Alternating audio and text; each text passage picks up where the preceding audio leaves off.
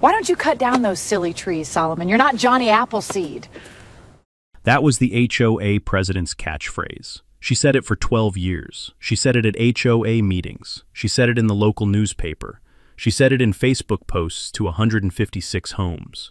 The trees in question were the windbreak my father had taught me to plant when I was 8 years old. On a tree farm my family has worked since 1924.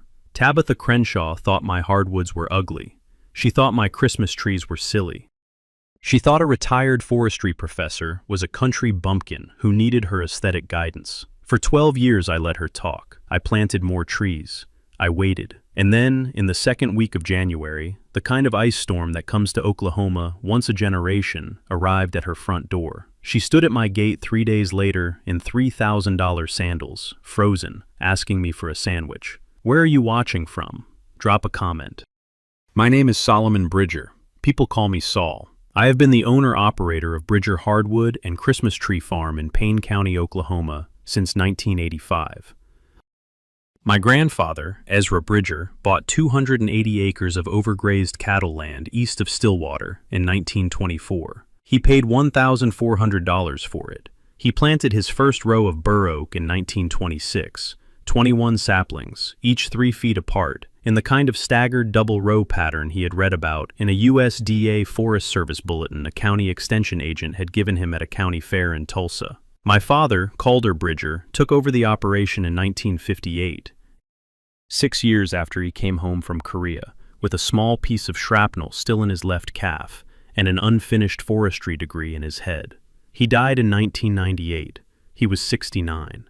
He had taught me, over the course of 40 years, the difference between planting a tree and planting a forest. I have spent 26 years trying to be worthy of that distinction. I have a doctorate in silviculture from Oklahoma State University. I taught forestry there for 30 years. I retired from the classroom in 2018. I am 68 years old. I wear Dickies and faded flannel and a pair of work boots my father bought me for my high school graduation in 1975, which I have resold 4 times.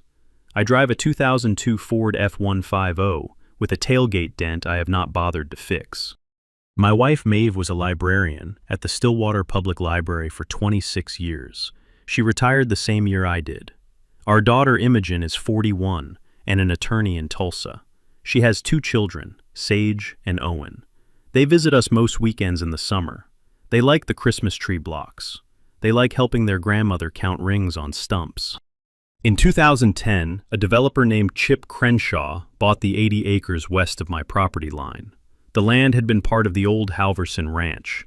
Chip cleared every tree on it. He bulldozed 340 mature oaks, pecans, and walnuts in 2 weeks. The county had a tree preservation ordinance on the books. The ordinance was not enforced. Chip's brother-in-law was on the county zoning board. Chip built 156 luxury homes on the cleared land. He called the subdivision Heritage Bluffs Estates. The marketing brochure mentioned the heritage 4 times. It did not mention that the heritage trees had been bulldozed to make way for the brochure. In 2013, his wife, Tabitha Crenshaw, was elected president of the Heritage Bluffs Estates Homeowners Association. She has held the office every year since. She is 56 years old. She wears platinum highlights and Lululemon and drives a white Tahoe. She drinks her coffee on a deck that overlooks the windbreak I planted on my northern boundary in 1986, the year I came home from a postdoc at Yale to start my own farm. In 2014, Tabitha filed her first complaint about my trees. She has filed 31 more in the years since. None of them have gone anywhere. The county forester is a friend of mine. The state forester is a friend of mine. My silviculture is correct. My setbacks are correct. My USDA Conservation Reserve Program enrollment is current. I do not break rules. I do not blow leaves onto her property. I do not let my Christmas trees grow past their commercial harvest height. My windbreak does exactly what a windbreak is designed to do.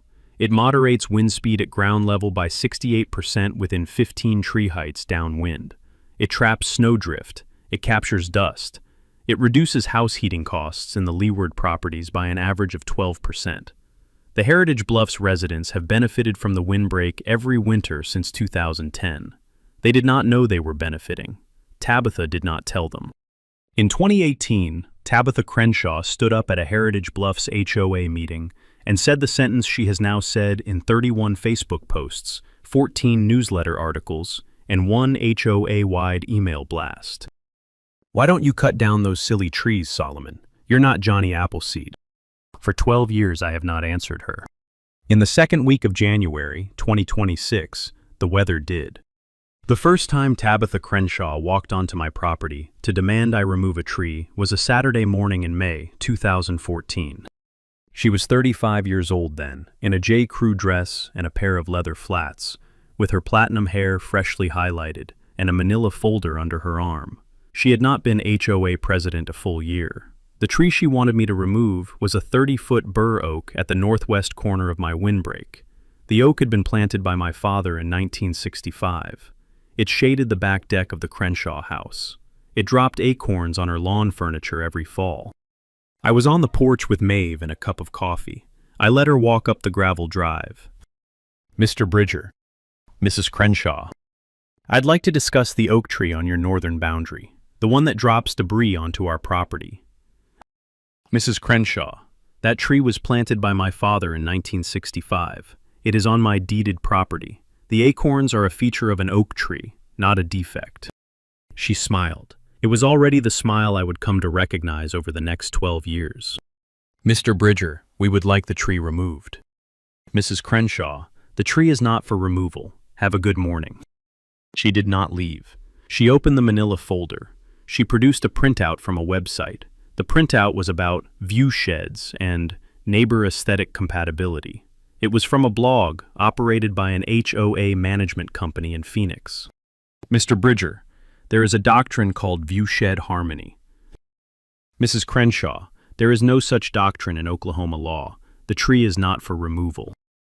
Mr. Bridger, I will be filing a formal request with the county. Mrs. Crenshaw, you are welcome to file anything you like. She filed her request a week later. The county forester, a 63-year-old former colleague of mine named Bryce Whittier, laughed politely on the phone and told her that bur oaks were a protected species under the Payne County Tree Preservation Ordinance, and that, in any event, the tree was on private agricultural land that had been classified as such since 1924. Tabitha did not stop. She filed 7 more requests over the next 4 years. They were all denied. In 2018, Tabitha changed strategy. She gave up on the bur oak and went after the windbreak as a whole. She organized an HOA-wide letter-writing campaign demanding that the county investigate the public nuisance potential of my rural hedgerow. The campaign generated 89 signed letters. Bryce Whittier responded to each one with a paragraph from the Oklahoma Forestry Code and a polite suggestion that the letter writer might enjoy a free seedling from the county extension office. 4 people showed up for a free seedling. The other 85 never wrote another letter. In 2019, Tabitha posted her first viral Facebook entry mocking my windbreak. She called the trees the ugly hedgerow at our gate. The post was screenshotted and forwarded to me by a HOA neighbor I had not yet met, a retired schoolteacher named Peggy Knowlton, who lived in the smallest house in Heritage Bluffs. Peggy had grown up on a wheat farm outside El Reno. She knew exactly what a windbreak was. Her note, attached to the screenshot, said, "Mr. Bridger, I am sorry for what is happening. Please know that not all of us think your trees are ugly." I wrote her a handwritten reply. I thanked her. I told her good neighbors were always welcome on the gravel road at the edge of my property. We did not become friends right away. We took our time. By 2023, Peggy and Maeve were having tea every other Wednesday. By 2025, Peggy had told me everything she knew about the inside of the Heritage Bluffs HOA. What she knew was significant. It would matter later. In the spring of 2025, Chip Crenshaw walked up my gravel drive in person for the first time in 11 years. He was driving a black GMC Yukon Denali. He was wearing pressed jeans, a Patagonia vest, and a pair of leather Sperry topsiders that had never seen a working farm. He stopped at the porch steps. He did not climb them. Soul. Chip. I'd like to talk business. Mr. Crenshaw, I'm not buying anything today. Soul. You're not buying. I'm buying. My company is prepared to make you an offer of $2.8 million for your 280 acres. Cash. 30-day close. You and Maeve walk away comfortably for the rest of your lives. I let the silence sit. The wind off the windbreak shifted the screen door against its hinge. Mr. Crenshaw, I am not selling my farm. I have not been selling my farm for 10 years. I am not going to start today. Sol, the county is going to reclassify your land. The zoning is going to change. Within 5 years, this farm will be subdivided, whether you like it or not. Mr. Crenshaw, the county is not going to reclassify my land. The land has been classified agricultural under Payne County Code Annotated, Section 12301, since 1924. The classification cannot be changed without my consent. I have read the statute. So has my attorney. So has the county forester. Now, if you would step off my drive, I have hardwood seedlings to water. His face did something I had seen before. 12 years of his wife's face had taught me to recognize it. It did not collapse. It hardened. Sol, this is not the last conversation we are going to have. Mr. Crenshaw, I sincerely hope it is. He climbed back into his Denali. He drove off in a small cloud of fine red Oklahoma dust. That afternoon I called Avery Cottrell. Avery has been my attorney since 1992. He is 64 years old. He keeps a fountain pen and a steel ruler on his desk. Sol. Avery, Chip Crenshaw was at my drive 20 minutes ago. Cash offer 2.8. He's hinting at zoning pressure. There was a long pause. Sol, he has filed nothing. He's bluffing. But the bluff means we should accelerate the contingency file. What contingency file? The one I've been keeping on Heritage Bluffs since 2013. The construction quality file. The tree preservation violation file. The HOA fee file. The reserve fund accounting file. The one I was hoping I would never need. Avery, why have I never seen this file? Because I have been working it on my own time, on the assumption that one of these days the Crenshaws would do something stupid enough to put the file to use. I think we are getting close. The next morning, I drove to Avery's office in Stillwater and read the contingency file. It was 460 pages. It documented 12 years of Heritage Bluffs HOA misconduct, builder defects, embezzlement patterns, and tree preservation violations. The file was meticulous. It was patient. It was waiting. Avery met me in the conference room with 3 sharpened pencils and a yellow pad. Sol, I think it is time for us to stop being on defense. I drank his coffee. It was bad. I told him so. He smiled. Sol, are you ready to be on offense? I thought about my father. I thought about my grandfather. I thought about Peggy Knowlton's note. I thought about my granddaughter Sage, who was 8 years old and who liked counting rings on stumps. Avery, I am ready. We started building. I drove home from Avery's office that afternoon thinking about my father. Calder Bridger had been a quiet man. He had built the original windbreak by hand. He had transplanted seedlings out of a tractor-pulled tree spade he had welded together himself in 1971, from scrap iron and an old harrow frame. He had never once raised his voice in anger that I remember, but he had a sentence he used when something on the farm had finally pushed past his patience. He would say, very quietly, to no one in particular, "All right, we are going to set this right." And then for the next 6 weeks, he would work in a kind of slow, methodical silence until the thing was set right. He had taught me that sentence. He had taught me the work that went with it. The sentence had been waiting in the back of my mind since the morning Chip Crenshaw had stood on my gravel drive in his Patagonia vest. I said the sentence out loud, to no one in particular, as I pulled into my driveway. Maeve was on the porch with a glass of tea. Maeve. Yes. We are going to set this right. She did not ask what I meant. She set her tea down. She walked over and put her arms around me and held on for a long time. Through the summer and fall of 2025, the offensive file grew. Peggy Knowlton brought me her records of 9 years of HOA board meetings. She had taken longhand notes at every meeting. She had photographed every set of minutes. She had screen captured every Facebook post Tabitha had ever made and then deleted. She had a folder of 17 separate consulting fee invoices the HOA had paid to a shell company called Bluestone Heritage LLC that, on closer inspection, was wholly owned by Chip Crenshaw's cousin. Bryce Whittier brought me his county tree preservation file. The file documented 341 trees that Crenshaw Development had bulldozed during the 2010 to 2011 construction of Heritage Bluffs estates. Each tree was photographed. Each tree was geotagged. The aggregate violation, at $5,000 per tree under Payne County Ordinance Section 14-7, came to $1,705,000 in uncollected fines. Maeve quietly compiled a list of 41 Heritage Bluffs neighbors who had reached out over the years with apologies, observations, or small acts of kindness.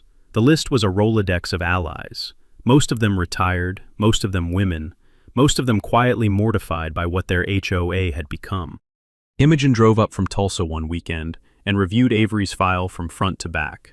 She found 2 additional federal hooks neither Avery nor I had spotted. The Crenshaws had sold homes to buyers in 17 states. That made every fraudulent representation in their marketing materials a federal wire fraud predicate, and they had used the U.S. mail to deliver false reserve fund statements to 156 homeowners every quarter for 9 years. That was mail fraud, federal. 10 years per count.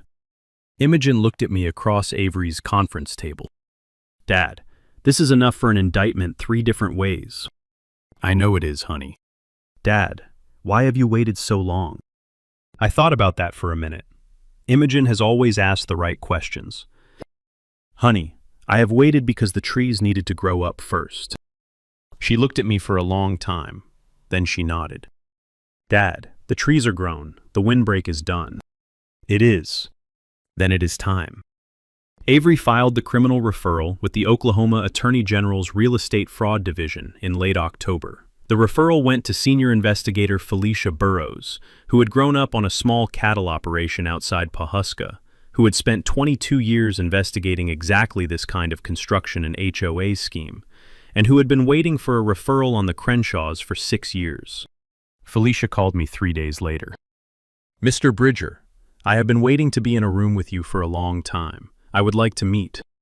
She drove out to my farm the following Friday afternoon. She walked the windbreak with me for 2 hours. She asked about every species. She asked about every spacing. She wrote it all down in a small leather notebook. At the end of the walk, she shook my hand and said, Mr. Bridger, I understand now why you waited. Your file is the best prepared HOA fraud case I have seen in 22 years. The only thing that could make it stronger is a single, undeniable, public event that pulls everything into the open. I did not yet know what that event would be. Neither did Felicia. But the National Weather Service did, even if no one was listening yet. The advisory for the Great Plains came out on January 8, 2026. Severe winter storm. Freezing rain accumulation projected at 3/4 of an inch. Wind gusts to 70 miles per hour from a downburst pattern likely on the backside of the front. Power outages expected to last 14 to 18 days. I read the advisory at my kitchen table over Maeve's coffee. I closed the laptop. I called my generator service. I called my propane company. I called Bryce Whittier. I called Avery Cottrell. I called Sheriff Wade Holcomb. I called Felicia Burrows.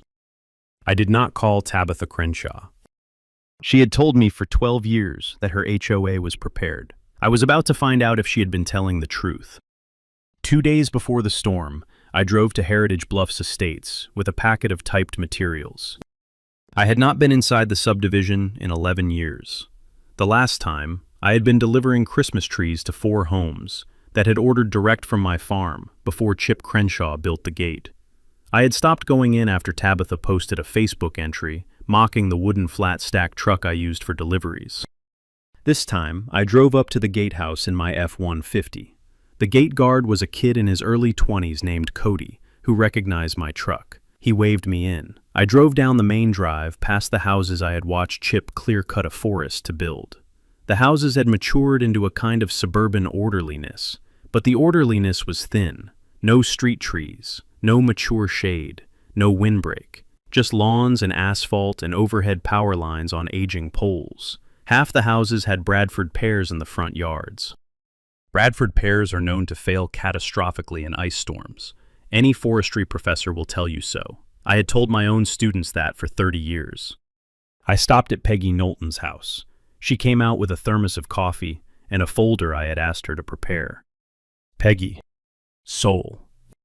The storm advisory came out yesterday. I read it. Peggy, I need you to do something for me. I need you to take this packet to every house on your list. Every name we trust. 41 houses. Tonight. She read the typed cover sheet. It was a single page. It read, "To my neighbors in Heritage Bluffs Estates, a severe winter storm is approaching. Your HOA's emergency reserve fund has been depleted by misappropriation, and the community is not prepared. The Bridger family farm will be opening a warming center at our barn on the first morning of any sustained power outage. We have 50 cords of firewood, 2 propane generators, a heated greenhouse, and a working stove. We will charge fair market for firewood. We will not charge for shelter, water, coffee, sandwiches, or warmth. We will not turn anyone away. This is what neighbors do. Saul and Maeve Bridger." Peggy read it twice. She looked up. "Soul, you knew." "I have known for a while, Peggy. The fund has been empty since 2017. Tabitha and Chip cleared it through a shell company. The AG investigation is already underway. They are going to be arrested. The storm is going to determine the timing." She set the thermos on her porch railing. She was quiet for a long minute. "Soul, I'm going to deliver these tonight. Peggy, use only the names we trust." "I know which names to use." She drove out that evening in her old Toyota with the packets stacked on her passenger seat. She delivered 41 of them by 10 p.m. She did it street by street. She knocked on each door. She handed each packet to the person who answered. She did not say much. She let the typed page do the talking. 29 of the 41 houses thanked her on the spot. 8 of them read the page in front of her and asked her if she was sure about the reserve fund. She told them she was sure. 4 of them did not open the door past the chain. She slipped the packet through the gap and walked back to the Toyota. By the time she finished her route, the temperature had dropped to 23 degrees, and the wind off the prairie was carrying the first far-off whisper of ice in the air. The next afternoon, I drove home from town with 2 cases of canned soup, a stack of paper plates, and an extra propane tank for the greenhouse. The wind off the windbreak was already shifting north.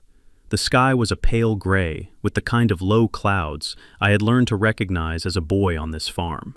My father used to call them the slow ones. He meant the kind of weather that did not arrive in an hour, but in a day. The kind that had time to do real damage. Maeve came out to help carry the soup. "Soul." "Yes." "Are we ready?" I looked at the windbreak. I looked at the Christmas tree blocks. I looked at the smoke coming out of the kitchen chimney. "Maeve, we have been ready for 41 years. She kissed my cheek. The first ice came at 9 that night. Imogen drove up from Tulsa Sunday morning with her 2 children, Sage and Owen, and 4 bags of groceries from the Reesers down the road. She had told her husband she was going to her parents for the storm. He had not argued. He was a good man, and he knew when not to argue. Sage was 8 years old. She brought a small notebook in which she wrote down the names of every tree she could identify on the farm. Owen was 6. He brought a stuffed badger that he had named Maple. Sheriff Wade Holcomb drove up at 1 p.m. He brought 2 deputies and a county snowplow. He drank a cup of Maeve's coffee in the kitchen. "Soul." "Wade." Felicia Burrows is staged at the Stillwater Holiday Inn. She has 6 AG investigators with her. She has warrants for Tabitha, Chip, and 3 of the shell company's signatories. She is going to execute the warrants the moment the storm passes and the roads are clear. She wants the arrests on camera. She wants the entire HOA to see it. "Wade, I appreciate it." "Soul, your father saved my life when I was 16, and the truck went off the bridge at Yale Creek. I have been waiting 46 years to pay him back. Today seems like a good day." He set his coffee cup down. He shook my hand. He drove off with the 2 deputies and the plow. Bryce Whittier arrived at 3 with a county extension truck loaded with chainsaws, gas cans, 2 pole saws, and a complete tree-clearing kit. "Bryce, you did not need to bring all this." "Soul, I did not bring it for you. I brought it for Heritage Bluffs. We are going to need it." Avery Cottrell arrived at 4 with a leather briefcase containing every document I had been waiting to deliver. He sat at the kitchen table. He drank Maeve's coffee. He did not say anything for a long time. Then he said, "Sol, I have been your attorney for 33 years. I have never been prouder of a case file than this one." I did not say anything. He nodded once. He went back to the courthouse to file the final pre-storm motions. By 5 o'clock, the farm was as ready as a tree farm can be for the storm that was coming. The propane generators were tested. The 50 cords of firewood were stacked under cover. The greenhouse was at 68 degrees. The barn was clean and heated to 50. 40 cots and 20 extra sleeping bags, donated quietly by the Stillwater Salvation Army the previous week, were stacked along the east wall. At 6 p.m., Maeve made supper, pot roast, mashed potatoes, green beans from the freezer. Sage made a sign for the warming center in crayon. The sign said, "Bridger Warming Center, open to all." Maeve laminated it with packing tape. Imogen taped it to the barn door. At 7, Maeve and I went outside to watch the first ice. It fell from the gray sky in small needles, one at a time at first, then in clusters, then in a steady steel mist. It hissed against the metal roof of the equipment barn. It hissed against the leaves of the bur oaks. It hissed across the asphalt of the gravel drive in a hard, slow ribbon.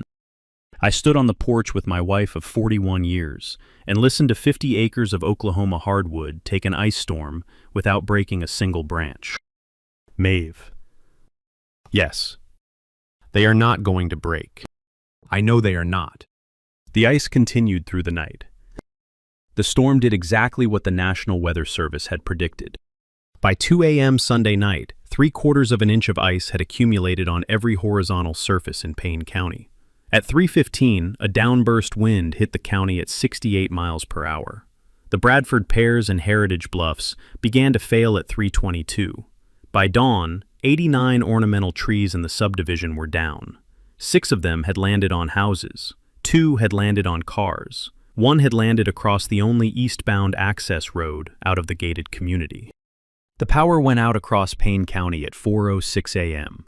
The substation on Route 51 had been hit by a falling cottonwood. The cottonwood had been planted in 1947. It had never been pruned by the developer who built around it. Pruning would have prevented the fall. No one had bothered. By 6 a.m. Monday, Heritage Bluffs Estates had no power, no heat, no running water in the homes that depended on electric pumps, and no way out except a single county road clogged with a fallen pear tree. By 6 a.m. Monday, the Bridger farm had power from 2 propane generators, heat from a wood stove that had been burning since November, water from a hand pump well my grandfather had installed in 1928, and a windbreak that had not lost a single major branch. I walked the perimeter at 6:15 with Sage and Owen behind me in their boots. Sage carried her notebook. Owen carried Maple, the stuffed badger. The bur oaks had ice on every branch, but no breakage.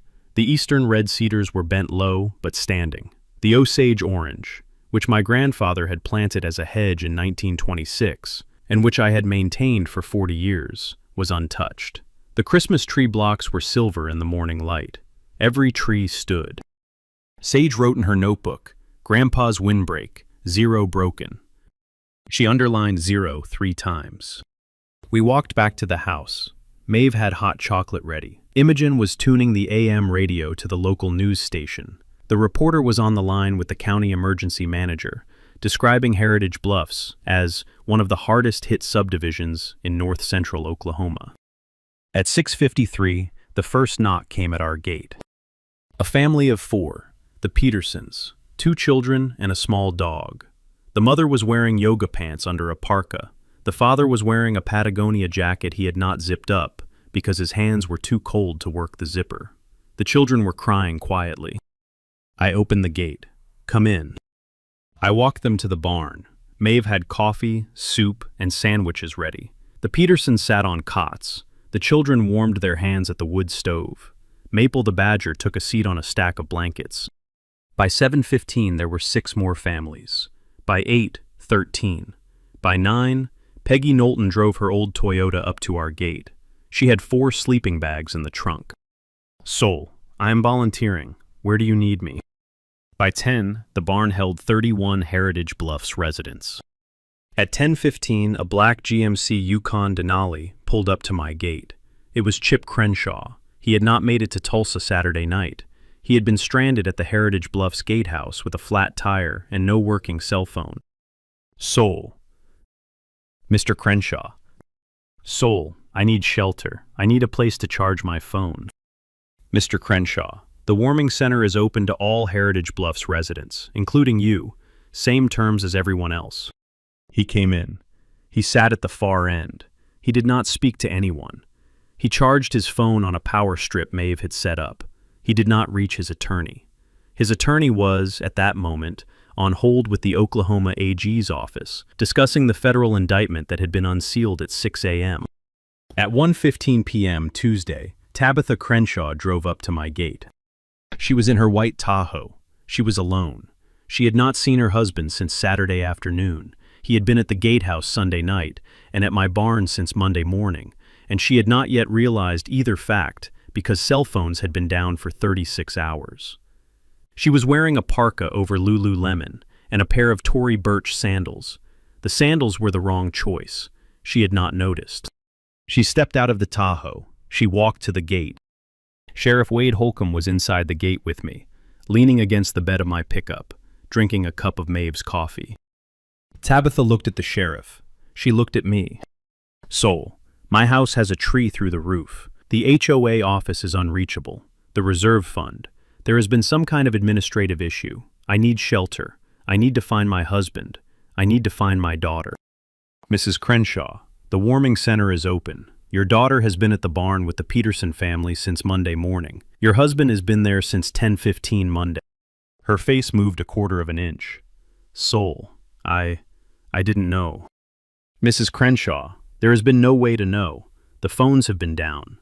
The Petersons brought your daughter when her bedroom collapsed. Adair has been fine. She started to cry. She did not make a sound. The tears just came. Mrs. Crenshaw, the warming center is open to you. Same terms as everyone else. Sandwich, coffee, no charge for shelter. Firewood at $300 a cord if you need any. Soul, I have an HOA emergency fund. I can pay whatever you need. I looked at her for a long moment. Sheriff Holcomb did not look at her at all. Mrs. Crenshaw, your HOA reserve fund has been audited by the Oklahoma Attorney General. The fund has been empty since 2017. Your husband cleared it through a shell company called Bluestone Heritage LLC. The shell company is owned by his cousin in Tulsa. The cousin runs a strip mall accounting practice with no clients. The flow of funds was traced last October by a senior AG investigator named Felicia Burrows. She has the spreadsheet. I have a copy of the spreadsheet in my pickup. I assume you knew. If you did not, you will know by tonight. Either way, you are welcome at the barn. As a person, not as the HOA president. Now, would you like a sandwich, or would you like to wait at the gate? She came in. She did not say anything. She walked to the barn beside me on the slick gravel in her sandals. Maeve met her at the door with a sandwich and a cup of coffee. Peggy Knowlton looked up from the soup pot. Peggy did not smile. She did not frown. She nodded once. That was all. Tabitha sat on a folding chair at the end of the second row of cots. She did not see Chip yet. Chip did not see her.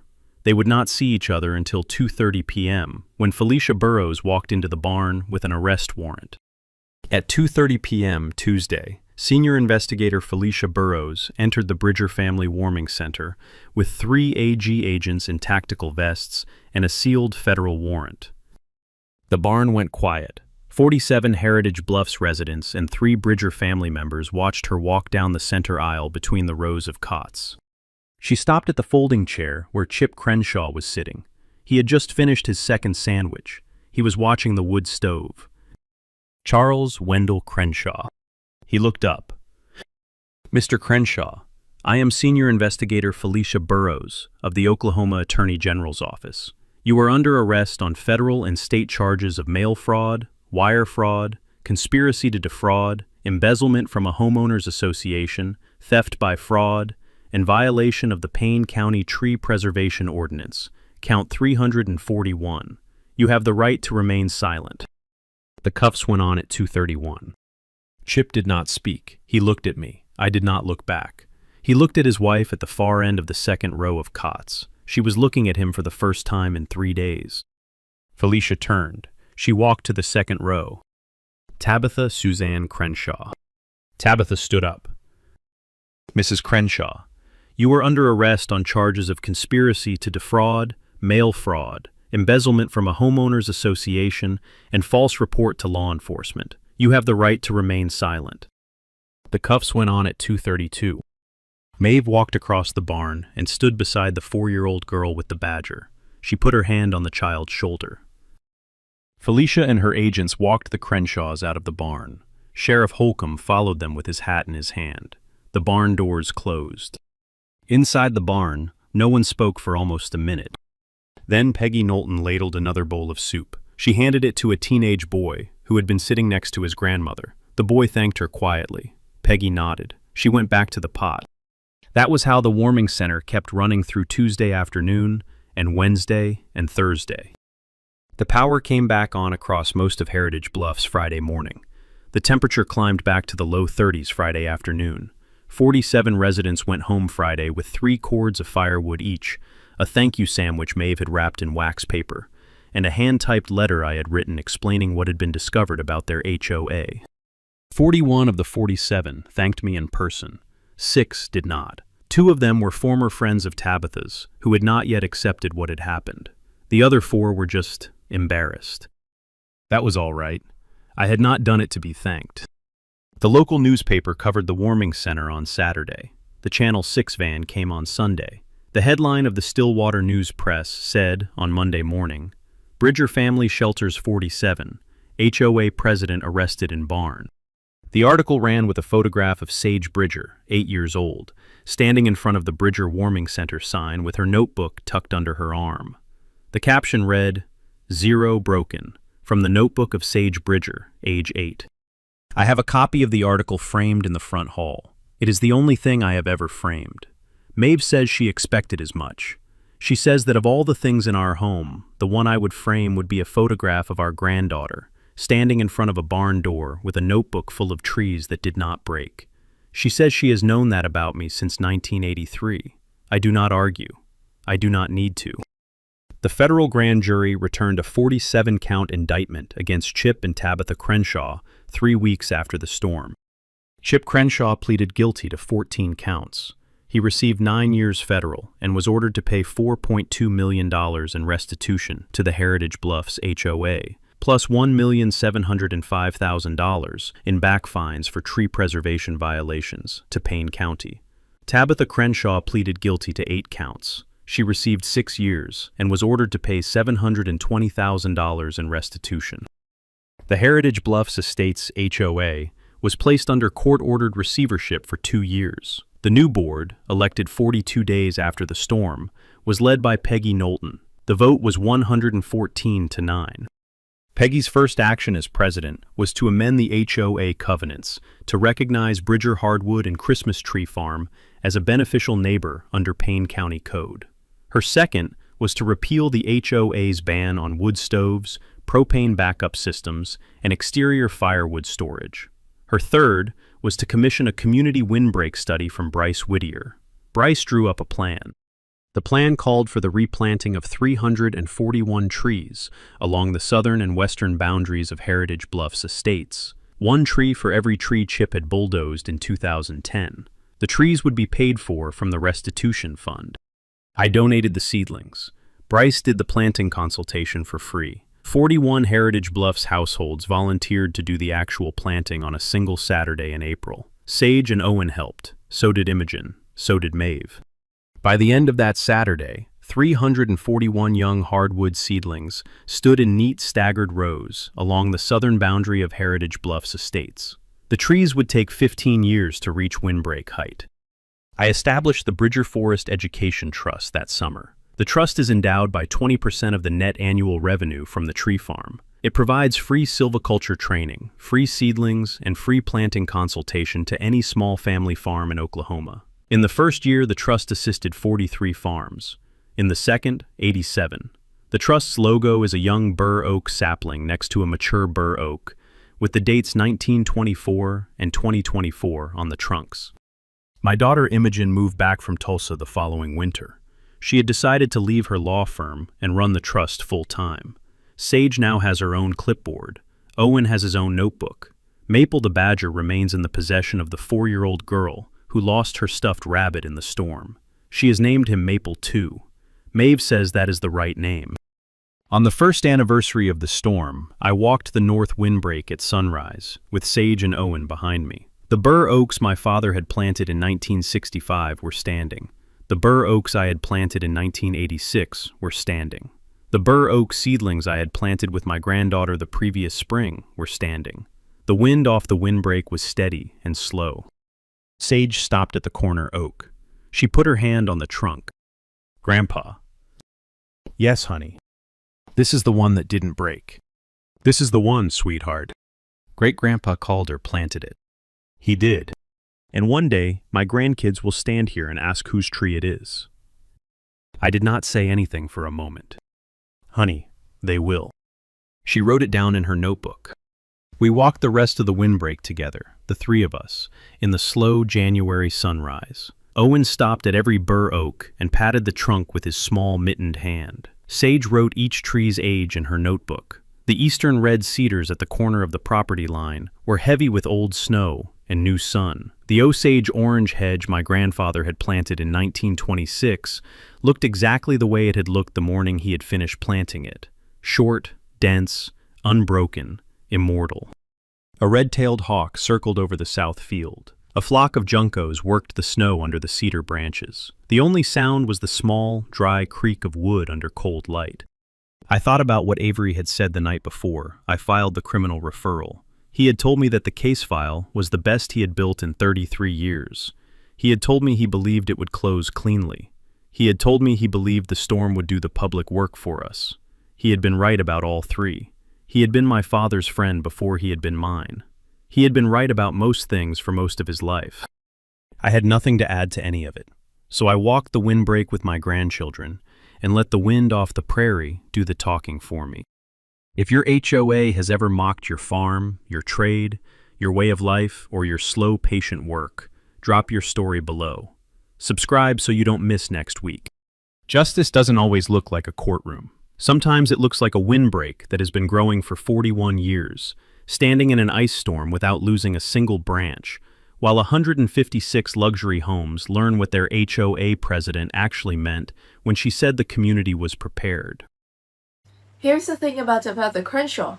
She didn't lose because Soy Bridger was meaner than her. She lost because she didn't understand what trees are for. Trees are not decorations. Trees are not opinion. Trees are infrastructure. A windbreak is 100 years of slow, patient work. Selecting species, spacing rows, maintaining health, that pays off in a single ice storm. Thor's father had taught him how to plant one. His grandfather had taught him his father, and for 12 years a 48-year-old woman in Lululemon stood on the deck and mocked the slow, patient work of 3 generations of foresters as if patience were a personality flaw. It is not.